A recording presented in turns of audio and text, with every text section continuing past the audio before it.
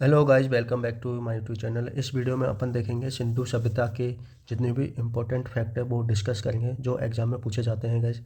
Start करते हैं। सिंधु सभ्यता जिसे रेडियो कार्बन C14 पद्धति द्वारा इसकी तिथि 2400 ईसा पूर्व से 1700 ईसा पूर्व मानी गई है। ठीक है गाइस, और ये रेडियो कार्बन पद्धति के द्वारा मानी गई है। Radio carbon C14। ठीक है, ये बहुत ज़्यादा पूछा जाता है। कौन सी पद्धति के द्वारा? रेडियो कार्बन C14 के द्वारा अपन जांच की जाती है जितनी भी पुरातत्व विभाग की चीज़ें हैं, कितनी पुरानी है कितनी नहीं है। ठीक है, और सिंधु सभ्यता की खोज करी थी राय बहादुर दयाराम साहनी ने। ठीक है गाइज, राय बहादुर दयाराम साहनी ने, ठीक है, सिंधु सभ्यता की खोज करी थी। ठीक है गाइज, तो अपन स्टार्ट करते हैं इसमें। मोहनजोदड़ो सभ्यता। ठीक है, मोहनजोदड़ो कहाँ पर स्थित है गाइज? सिंध प्रांत, पाकिस्तान में। ठीक है, और मोहनजोदड़ो को जो कि मृतकों का टीला भी कहा जाता है, इसकी खोज करी गई थी 1922 में R.D. बनर्जी के द्वारा। ठीक है गाइज, R.D. बनर्जी के द्वारा इसकी खोज की गई थी। इसमें जो जो चीज़ें मिली हैं वो इस डायग्राम में आप देख सकते हो गाइज। ईंटों के बने मकान मिले हैं। ठीक है गाइज, विशाल स्नानागार मिला है। ठीक है, और टेराकोटा की मूर्ति इसमें मिली है। ठीक है गाइज, और मृद भांड, मिट्टी के बर्तन। ठीक है गाइज, पशुपति मुद्रा की मोहरें भी मिली है, और पुरोहित की मूर्ति जो कि पत्थर की बनी है ये भी मिली है इसमें। और आप इसमें देख सकते हो कितनी चीज़ें मिली हैं। बृहत स्नानागार जिसका लंबाई है इसकी विशाल स्नानागार की 11.88 मीटर और 7.01 मीटर ये चौड़ा है गाइज, और लंबाई है 11.88 मीटर। ठीक है, ये पूछी जाती है कभी कभी एग्जाम में। और इसकी गहराई है 2.43 मीटर। ठीक है गाइज, तो विशाल स्नानागार की ये गहराई है, लंबाई 11.88 मीटर, 7.01 मीटर चौड़ाई और 2.43 मीटर इसकी गहराई है। ठीक है गाइज, तो आप इसको याद रखिए। स्टार्ट करते हैं। वर्ष 1921 में किसने सिंधु सभ्यता के पहले स्थल हड़प्पा की खोज की? इसलिए सिंधु सभ्यता को हड़प्पा सभ्यता भी कहा जाता है। तो गाइज ये दयाराम साहनी ने करी थी। अगला है सिंधु घाटी सभ्यता का दूसरा महत्वपूर्ण स्थल मोहनजोदड़ो।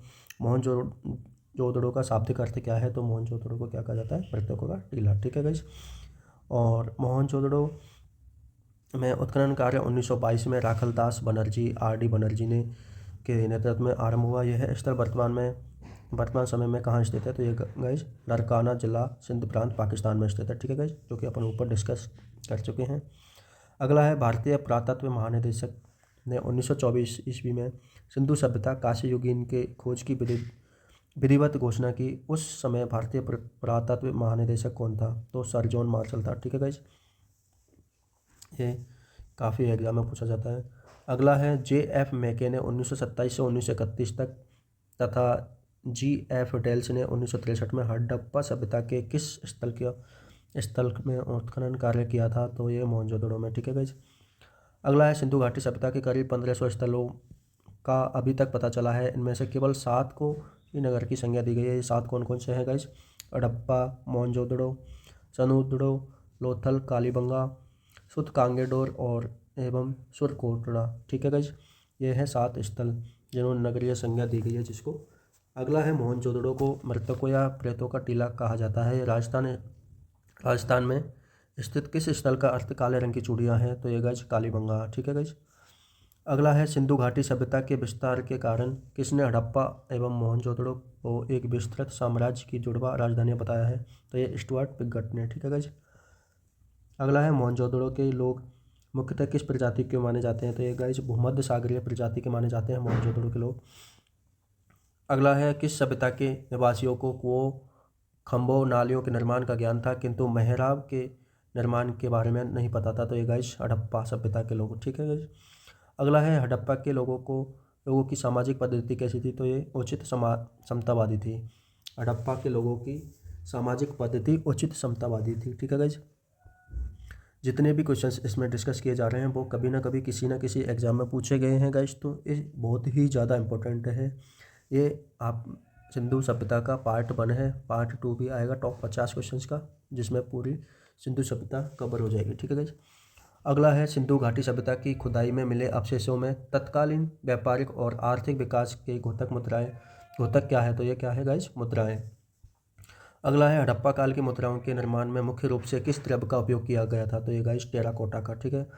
मुद्राओं में टेराकोटा का उपयोग किया गया था। अगला है हड़प्पा पाकिस्तान के पंजाब प्रांत में स्थित मोंटगोमरी जिले में किस नदी के बाएं तट पर स्थित है? तो ये रावी नदी के, ठीक है गाइस। तो इसका आंसर है रावी नदी। हड़प्पा पाकिस्तान के रावी नदी के तट पर है। अगला क्वेश्चन है हड़प्पा के टीले के विषय में सर्वप्रथम जानकारी 1826 में चार्ल्स मेसन ने दी थी। इसके पूर्वी टीले को नगर टीला कहा जाता है। पश्चिमी टीले को क्या कहा जाता है? तो ये पूछा गया। पश्चिमी टीले को कहा जाता है दुर्ग टीला और पूर्वी टीले को कहा जाता है नगर टीला, ठीक है।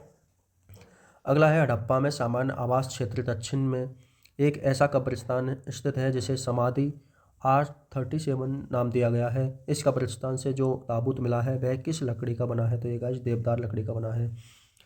अगला है हड़प्पा में अन्नागार घड़ी से बाहर मिला है, ठीक है गाइस। जबकि मोहनजोदड़ो में यह घड़ी के अंदर मिला है। 6-6 की 2 पंक्तियों में निर्मित कुल 12 कक्षों वाले एक अन्नागार का अवशेष कहाँ प्राप्त हुआ है? तो ये हुआ गाइस हड़प्पा में, ठीक है गाइस, जो कि आपको पहले ही क्वेश्चन में आंसर बता दिया गया है। अगला क्वेश्चन है गाइस सिंधु घाटी सभ्यता के लोगों का मुख्य व्यवसाय क्या था? तो ये था गाइस कृषि का था। अगला है हड़प्पा वासी किस वस्तु के उत्पादन में अग्रणी थे? तो ये गाइस कपास का उत्पादन करते थे हड़प्पा वासी। अगला है सिंधु घाटी सभ्यता की लिपि किस प्रकार की है? तो ये अज्ञात लिपि है गाइस, ठीक है। अगला है हड़प्पावासी किस प्रकार की प्राचीन लिपि का उपयोग करते थे? तो ये चित्र लिपि का उपयोग करते थे हड़प्पावासी। अगला है सिंधु लिपि का अर्थ निकालने का प्रयास किसने किया है? तो ये guys doctor Asko Parpola, SR Rao और I महादेवन आदि ने किया है। तो ये मुख्य है, ठीक है गाइस, इनको आप याद रखिएगा। सिंधु लिपि का अर्थ निकालने का प्रयास डॉक्टर अस्लो परपोला, SR राव और I महादेवन ने, ठीक है गाइस।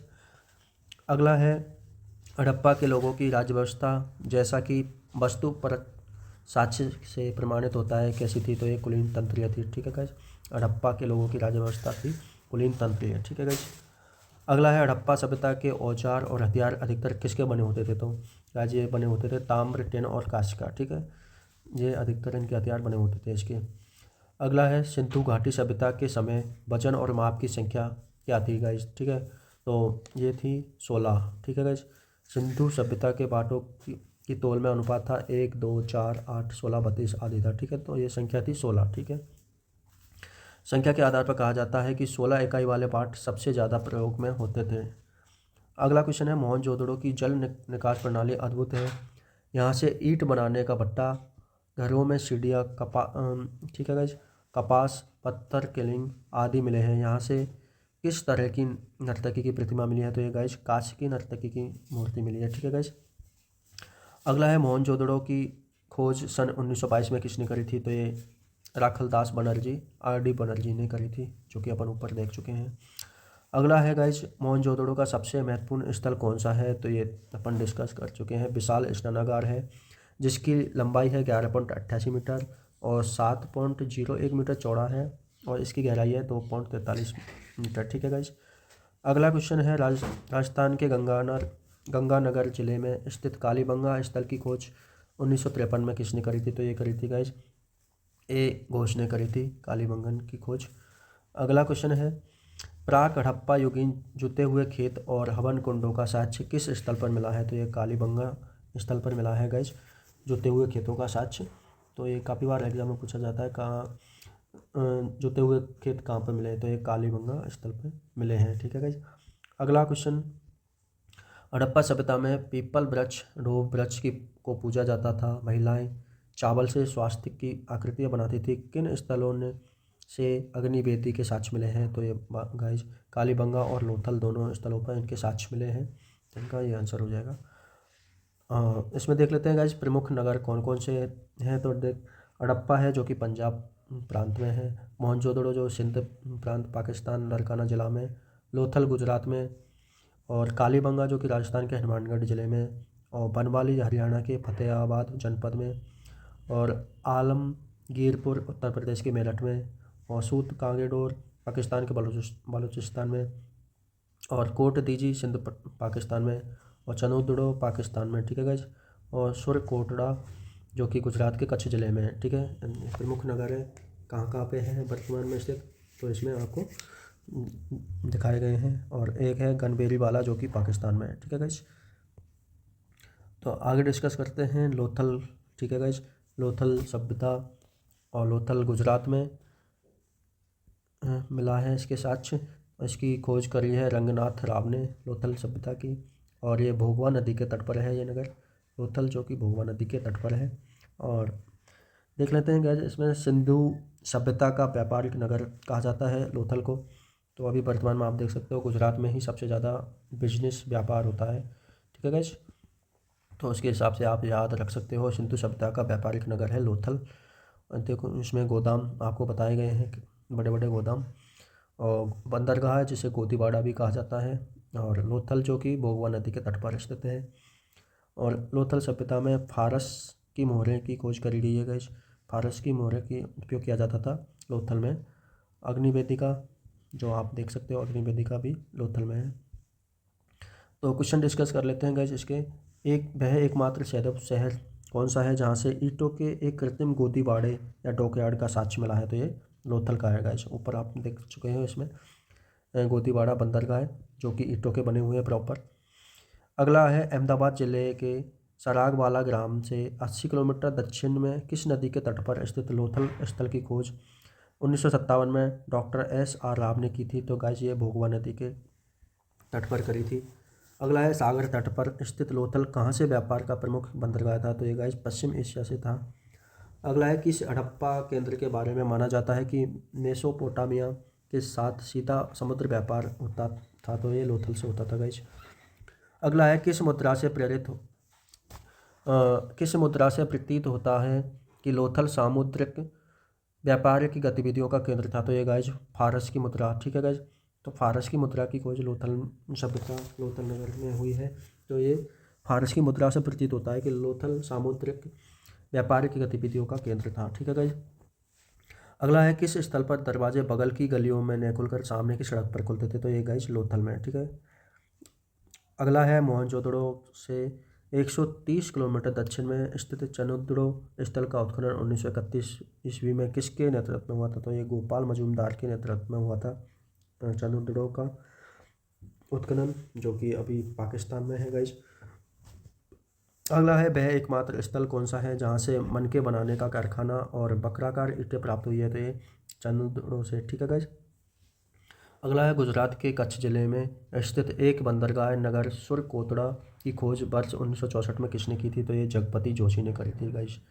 अगला है इस चित्र में अपन देखेंगे दुनिया की सबसे पुरानी फैक्ट्री जिसे कहा जाता है वो है चनुद्रो, जो पाकिस्तान में स्थित है गाइस। ठीक है, यहाँ पर चूड़ी और मनके बनाने के कारखाने प्राप्त हुए हैं, और पक्की ईंटों से बने मकान भी यहाँ पर स्थित है।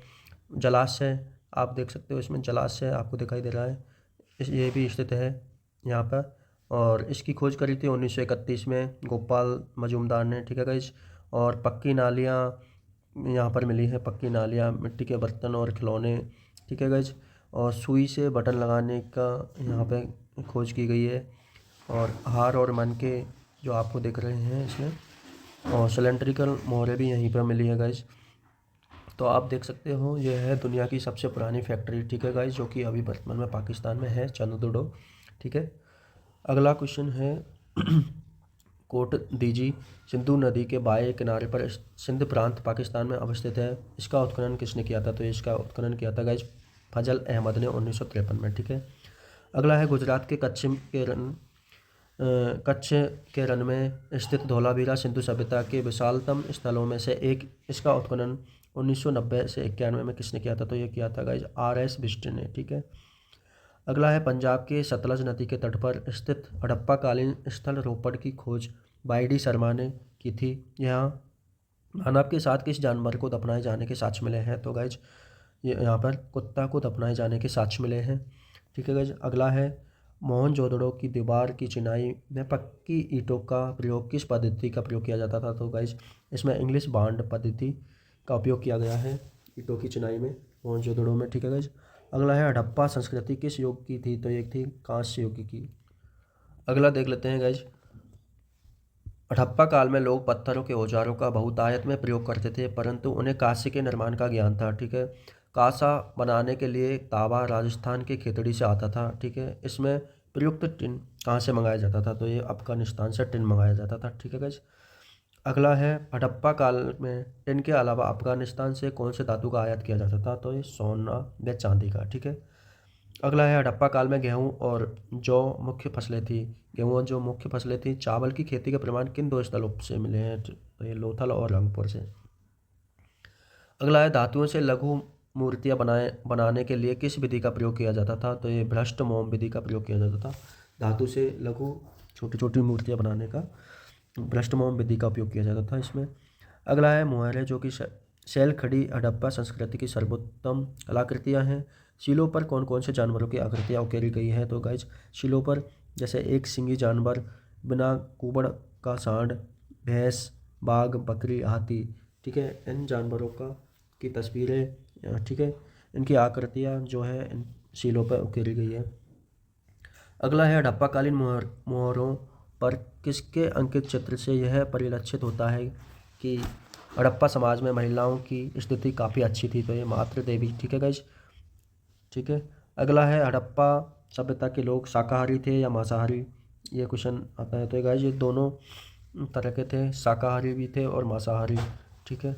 अगला है गाइज मातृ देवी के अलावा मुख्य पुरुष देवता कौन थे जिनको जिनको मोहरों में योग की मुद्रा में बैठा हुआ 3 मुखों एवं 2 सींगों से युक्त दिखाया गया है, तो ये गाइज पशुपति, महादेव या आदि शिव। ठीक है, ये देवता थे पशुपति, महादेव। ठीक है गाइज, तो ये थे आपके सिंधु सभ्यता से टॉप 50 क्वेश्चन। ठीक है गाइज, ये पार्ट 1 था। पार्ट 2 देखेंगे नेक्स्ट वीडियो में, जिसमें पूरा सिंधु सभ्यता के और भी फैक्ट, मोस्ट इम्पोर्टेंट क्वेश्चन, ठीक है, उनको याद करेंगे। ठीक है गाइज, तो मिलते हैं